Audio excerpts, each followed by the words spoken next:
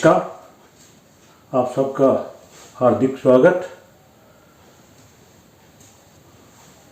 सप्तम भाव जया भाव कलत्र भाव के श्लोकों की चर्चा चल रही थी, व्याख्या चल रही थी पिछले 2 पाठों से, और इस पाठ में भी जया भाव के 2 श्लोक और लिए गए हैं पराशर जी महाराज के। तो उनके द्वारा जो दिए गए संकेत हैं उनके ऊपर हमने ध्यान देना है कि वो क्या कहना चाहते हैं। वे अगर ये कॉम्बिनेशन बनते हैं तो उसका हमें क्या परिणाम होगा, तो इसकी ओर ध्यान देना चाहिए। फल कथन करते समय जब हम फल कथन करते हैं तो इन श्लोकों को भी ध्यान में रखना चाहिए तथा देश काल परिस्थितियों का भी ध्यान रखना चाहिए, निवास का भी ध्यान रखना है, वर्ग चार्टों का भी ध्यान रखना चाहिए। सबको मिलाकर फिर ही किसी निर्णय पर पहुंच के हमें फल कथन करना चाहिए। श्लोक क्या कहते हैं?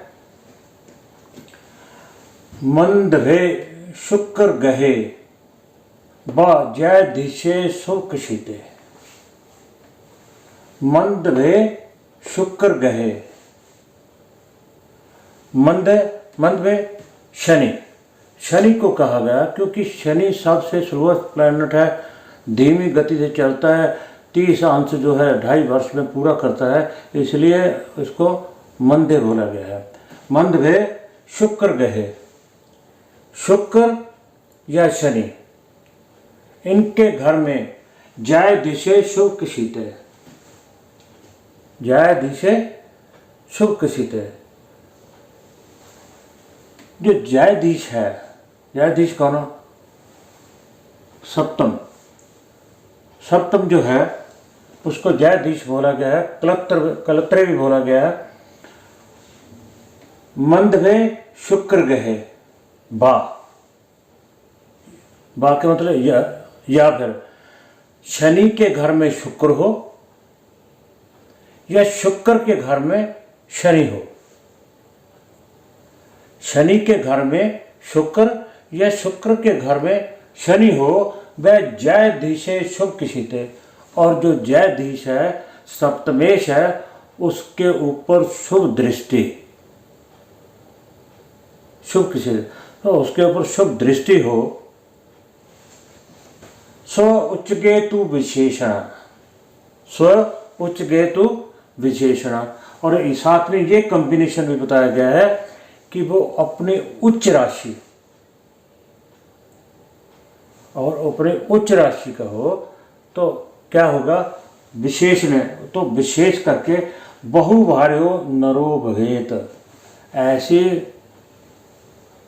जो कॉम्बिनेशन है उसमें जातक जो है कई स्त्रियों का संग भोगता है।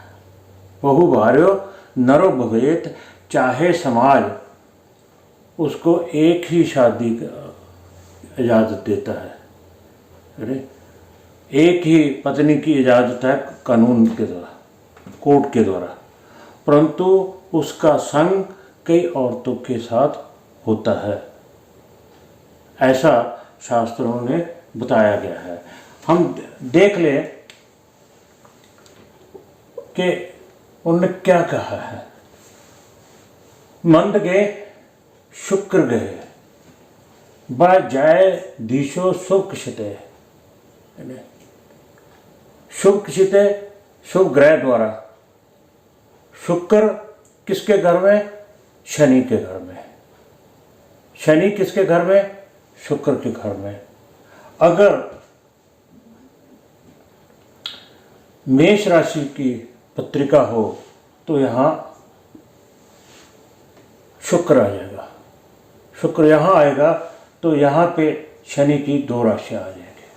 तो इसका तात्पर्य क्या हुआ कि शुक्र जो है शनि के घर में है, शनि के घर में है, और इसके ऊपर किसकी दृष्टि है? शुभ कशित है। गुरु इसको यहाँ बैठकर भी देख सकता है, गुरु इसको यहाँ से नवीं दृष्टि से भी देख सकता है, गुरु इसको यहाँ से पंचम दृष्टि से भी देख सकता है। 1 2 3 4 5 ये 7, यहाँ से 1 2 3 4 5 6 7 8 9। अगर ऐसा है तो जातक जो है स्व उच्च के है। दूसरी तरफ क्या, दूसरे कॉम्बिनेशन में क्या कहा गया है कि अगर सप्तमेश अपने उच्च राशि का होकर गया हो, एक तो कॉम्बिनेशन ये है, लेकिन दूसरा क्या है, अगर अपने उच्च राशि का होकर गया हो। मान लो कि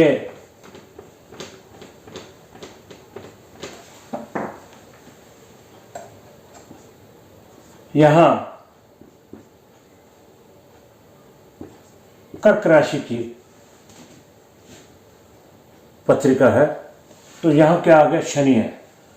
सप्तमेश कौन हो गया, शनि हो गया। वो शुक्र के घर चला गया,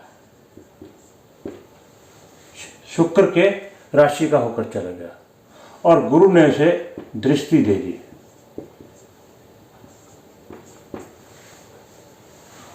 तो शनि जब तुला राशि में जाता है तो उच्च का हो जाता है, स्व उच्च केतु विशेषण। तो फिर विशेष करके उन्होंने इस बात पे जोर दिया है। हाँ, शनि अगर यहाँ पे भी होता, क्योंकि ये भी शुक्र की है, शनि यहाँ पे भी होता, पर जो उच्च की बात की थी स्व उच्च के, तो अगर शनि यहाँ पे है तो जो दूसरा नियम है दोनों इकट्ठे लागू हुए, तो उन्होंने तभी बोला है स्व उच्च केतु विशेषण। तो विशेषकर अगर शनि शुक्र की राशि में उच्च का होकर गया है और उसके ऊपर शुभ दृष्टि है, शुभ ग्रहों की दृष्टि है, तो ऐसे जातक के बहुभार्य नरो विवेत, उसके कई स्त्रियों के संग रिलेशन होते हैं। तो ऐसा ही हम स्त्री जातक के लिए कह सकते हैं कि अगर शनि अपनी उच्च राशि का होकर तुला राशि में, शुक्र की राशि में होकर बैठा है और शुभ ग्रहों से दृष्ट है, अकेला बुध भी इसको दृष्टि दे सकता है। चंद्रमा के पूर्णिमा के आसपास चंद्रमा हो, वो भी अगर दृष्टि दे रहा हो तो भी शुभ दृष्टि होगी। तो ऐसे में औरत के भी कई पुरुषों के साथ रिलेशन होंगे। बढ़ते हैं दूसरे श्लोक की ओर। कलत्र स्थान गए चंद्रे, कलत्र स्थान गए चंद्रे, चंद्रमा जो है कलत्र स्थान में चला गया। कलत्र स्थान किसे बोले, सप्तम को। तदिशे व्यय राशि गए, और इसका स्वामी कहाँ चला गया, व्यय राशि में। इसका स्वामी कहाँ चला गया, व्यय राशि में, यहां चला गया। कौन है, शनि। शनि यहां चला गया।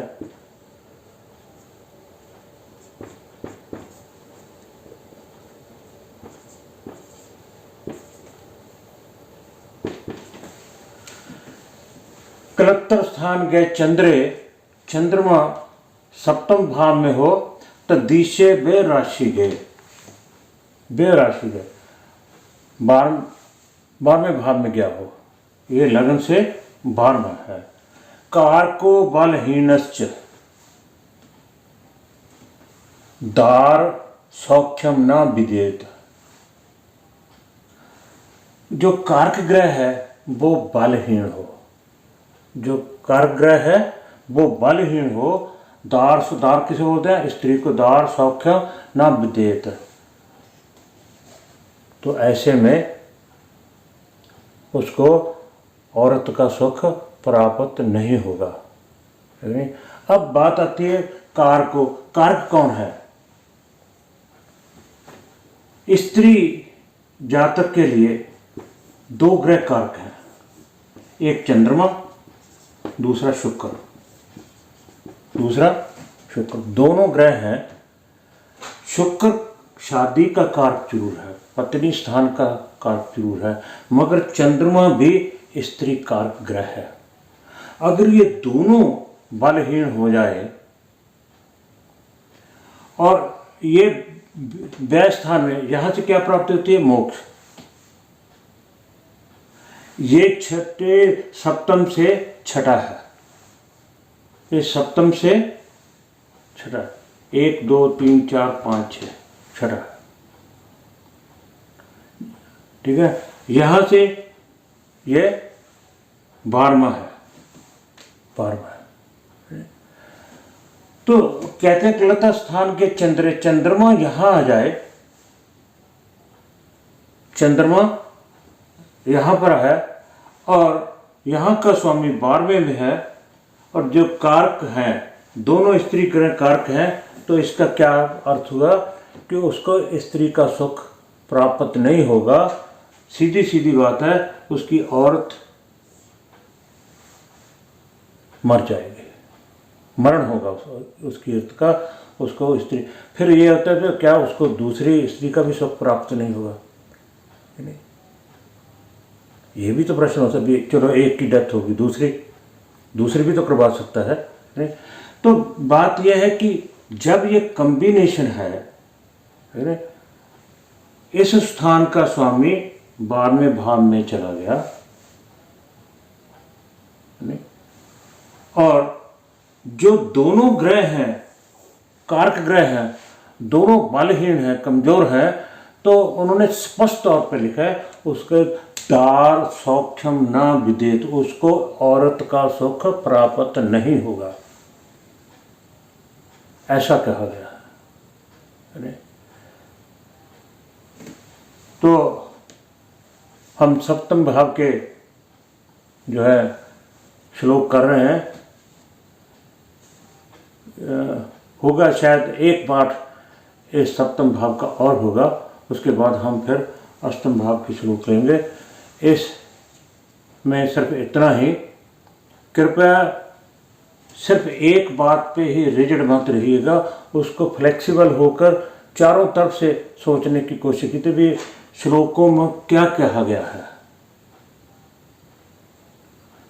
अगर औरत के लिए कहा गया तो मर्द के लिए भी वे लागू होंगे।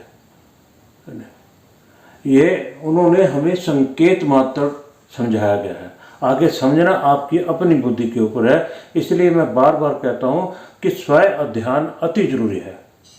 आप खुद पराशर जी महाराज का जो बृहत्होरा पराशर है उसको जरूर अध्ययन करें, उसका महाभारत रत्नाकर भी आप जरूर पढ़िएगा, फलदीप का भी जरूर पढ़िएगा। गोपेश जी हैं, कुमार जी हैं, गोपेश कुमार जी की जो दी गई पुस्तक है फलदीप का, वो भी अति अवश्य था आपके पढ़ने के लिए, अगर आप इस लाइन में जाना चाहते हैं।